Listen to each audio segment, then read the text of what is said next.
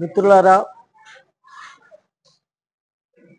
దేశంలో ఈ రోజున మధ్య భారతం మొత్తం కూడా మిలిటరీ క్యాంపులతోటి ఆదివాసుల మీద నిత్యం దాడులు మారణకాండ జరుగుతూ ఉన్నది. ఈ సందర్భంలో మావోయిస్ట్ పార్టీ కేంద్ర కమిటీ అధికార ప్రతినిధి అభయ్ పేరుతో ప్రకటన వచ్చింది. దేశంలో శాంతి నెలకొల్పేలాగా చర్చలు చేయాలి, కాల్పులు విరమణ ప్రకటించాలి, మేము ప్రకటిస్తాము అని చెప్పేసి ఒక ప్రతిపాదన అనేది భారత ప్రభుత్వం అభయ్ పేరుతోటి పెట్టడం జరిగింది. ఇది గత నెల 28వ తేదీన ప్రకటించారు. అయితే కేంద్ర ప్రభుత్వం చర్చలకు సంబంధించి ఎలాంటి ప్రకటన చేయకుండా అణిచివేస్తాం, తుడి చేస్తాం, నరికేస్తాం అనేటువంటి భాష అనేటువంటిది భారత రాజ్యాంగం, చట్టబద్ధమైన పరిపాలన, రాజ్యాంగబద్ధంగా నడుచుకోవాల్సినటువంటి హోంమంత్రి వ్యవహరించే తీరు అనేటువంటిది ఇది సరైన పద్ధతి కాదు, ప్రజాస్వామ్యబద్ధం కాదు, చట్టబద్ధం కూడా కాదు. అతని వ్యాఖ్యలు అనేవి అభ్యంతరకరంగా ఉన్నాయి. 2026 మార్చి 31 నాటికి ఈ దేశంలో మావోయిజాన్ని, మావోయిస్టులు లేకుండా చేస్తాను అని చెప్పేసి ఒక ప్రకటన ఇచ్చాడు. దానికి తగ్గట్టుగా మొత్తాన్ని నిర్మూలన వైపు తీసుకెళ్తూ సుమారు ఒక 450 మంది వరకు గత 14-15 నెలల్లో దేశంలో చేయడం జరిగింది. దేశ సరిహద్దుల్ని కాపాడాల్సిన వాళ్ళు అలాగే వేరే దేశాల మీద దాడులు చేసినట్టుగా మధ్య భారతంలో ప్రజల మీదే, ఈ దేశ భారతీయుల మీదే భారత సైన్యాన్ని విసుగొల్పి దాడులు చేయించి హత్యలు చేయించడం అనేటువంటి కల్చర్ అనేది చాలా దుర్మార్గమైంది. కాబట్టి ఇలాంటి పనులు ఎవరి కోసం చేస్తున్నావు నువ్వు? ప్రజల కోసం కాదే, కార్పొరేటర్ల కోసం, అదానీ కోసం, అంబానీ కోసం, గుప్పటి మంది పెట్టుబడిదారుల కోసం ఈ దేశ ప్రజల మీద వనరులు, సంపదలు ఎక్కడున్నాయో ఆ ప్రాంతంలో ఉన్న వాళ్ళని ఖాళీ చేయించి హస్తగతం చేసుకొని అవి కార్పొరేట్ శక్తులకు అప్పచెప్పాలనే ఉద్దేశంతో చేస్తున్నటువంటి యుద్ధం ఇది. దీనికి ఆపరేషన్ కగారని పెట్టుకున్నాడు. అంతిమ యుద్ధం అని, అంతిమ యుద్ధం ప్రజలు చేస్తారు కానీ పాలకులు చేయరు. కాబట్టి ఈ రోజున ఈ దేశంలో శాంతి నెలకొల్పాలంటే ఖచ్చితంగా మావోయిస్ట్ పార్టీతోటి శాంతియుతమైనటువంటి చర్చలు జరిపి చట్టబద్ధంగా అన్ని విషయాలు పరిష్కారం చేయొచ్చు.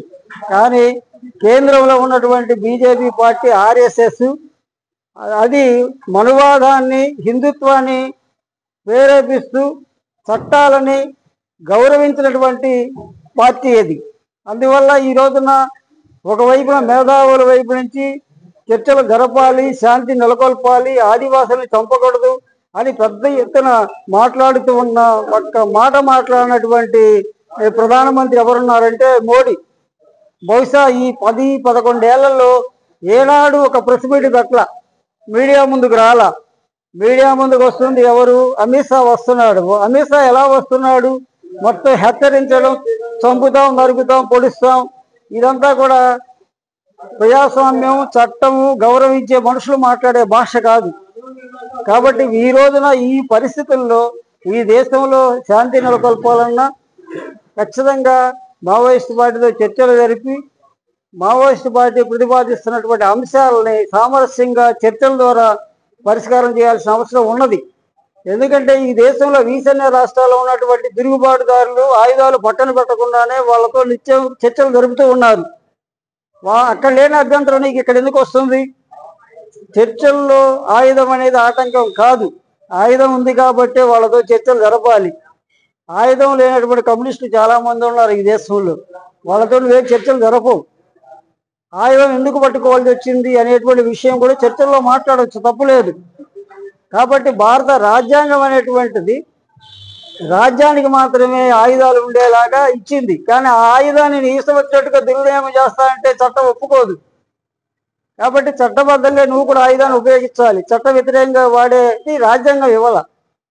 ఈ రాజ్యాంగ పరిధిలో ఈ సమస్యను పరిష్కారం చేయడం కోసం జరుగుతున్నటువంటి చర్చల ప్రతిపాదనని ముందుకు తీసుకెళ్లే దాంట్లో మేధావులు, రాజకీయ పక్షాలు, వామపక్ష పార్టీలు అందరూ ముందుకు రావాలని, కేంద్రం కూడా మీనవేషాలు లెక్క పెట్టకుండా తక్షణమే చర్చలకి తమ వైపున ప్రతిపాదన పెట్టాలని చెప్పేసి, ముందుకు రావాలని చెప్పేసి ఈ సందర్భంగా ప్రజా సంఘాలుగా మేము కేంద్రాన్ని కూడా విజ్ఞప్తి చేస్తున్నాం.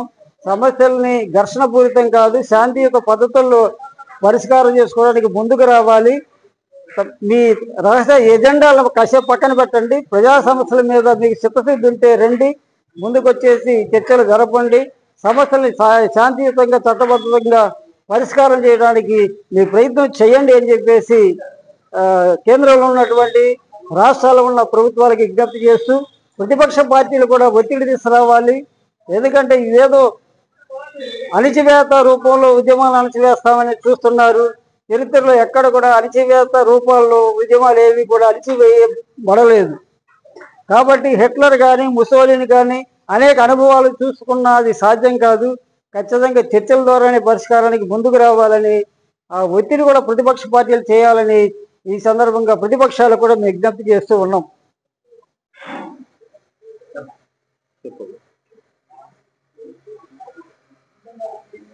కేంద్ర ప్రభుత్వం కగార్ అనే పేరుతో ఆదివాసీలపై యుద్ధాన్ని ప్రకటించింది.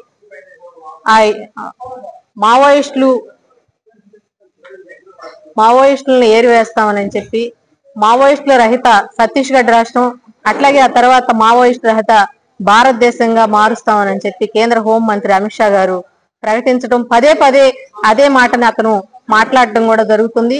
కానీ మావోయిస్టులపై అనేది వాళ్ళు చెప్తున్న పేరు తప్ప అక్కడ ఉన్నటువంటి ఆదివాసీల్ని ఏరివేయడం, అక్కడ నుంచి తరిమి వేయడం, అక్కడ ఉన్నటువంటి ఖనిజ సంపదను అంబానీ అదానీ లాంటి పెట్టుబడిదారులకు అప్పగించడం వాళ్ళ లక్ష్యం అనేది అందరికీ కూడా తెలిసినటువంటి విషయము. ఇప్పుడు అక్కడ ఉన్నటువంటి ఆదివాసీలను మొత్తాన్ని కూడా అక్కడ స్త్రీల మీద అత్యాచారాలు చేయడం, గ్రామాలు ఖాళీ చేయించటం, యువకుల్ని హత్యలు చేసి మావోయిస్టుల పేరుతోని హత్యలు చేయడం అనేది జరుగుతుంది. కాబట్టి ఈ పోయిన 2024 జనవరి నుంచి ఇప్పటి వరకు కూడా 440 మంది దాకా వాళ్ళు హత్యలు చేయడం అనేది జరిగింది. కాబట్టి ఇప్పుడు ఏదైతే శాంతి చర్చలు అనేది ఒకటి ప్రజా సంఘాల వాళ్ళందరూ కూడా, అట్లాగే మేధావులందరూ కూడా దాన్ని కేంద్ర ప్రభుత్వానికి రిక్వెస్ట్ చేస్తున్నాం, శాంతి చర్చలను జరపాలి, అక్కడ ఉన్నటువంటి ఆదివాసీల మీద హత్యలని అట్లాగే అత్యాచారాలని ఆపివేయాలి అని చెప్పి చెప్పడం జరుగుతుంది. ఈ లక్ష్యం పూర్తిగా కూడా అక్కడ ఉన్నటువంటి ఆదివాసీల్ని వాళ్ళ జీవనాన్ని సక్రమంగా కొనసాగించాలి అనేదే మా ఉద్దేశము. అట్లాగే స్వేచ్ఛగా బతకనివ్వాలి వాళ్ళని, అక్కడ ఉన్నటువంటి సైనిక క్యాంపులు ఎత్తివేయాలి, బేషరతుగా శాంతి చర్చలు జరపాలి అని చెప్పి ప్రజా సంఘాలుగా మేము ప్రభుత్వాలకి విజ్ఞప్తి చేస్తున్నాం.